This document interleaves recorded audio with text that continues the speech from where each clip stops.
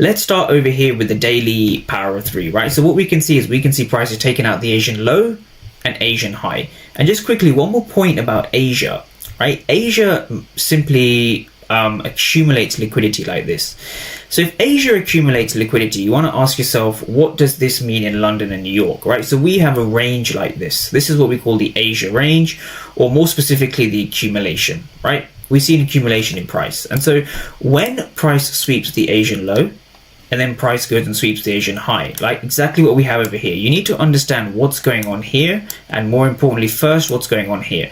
This is manipulation phase one. And so manipulation phase one is a fancy way of saying price has enticed early sellers, and they of course get manipulated out by this move, right? This move over here. Now we have the enticement of buyers, right? So this is what we call the high of the day, and we use this as one of our principles to determine an overall exhaustion in the trend, right? I get lots of questions about the exhaustion of the trend.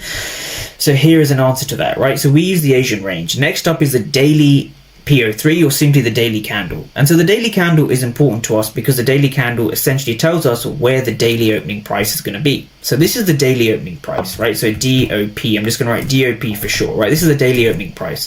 This is going to be midnight at New York time or EST. And so once you have this time in place, you want to understand the trend will most likely end.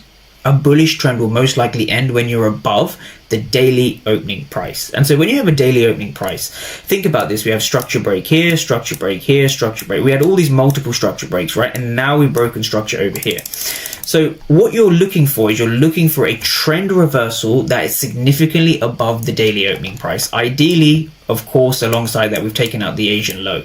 This is added confluence when we take out the, Asian high. This is added confluence when we take out the Asian low because this represents a two-phase manipulation. And so if we just take a look at this now, we go on to step number 3. But before we go on to step number 3, we just want to kind of draw traders' attention back and look at one thing, right? I always look for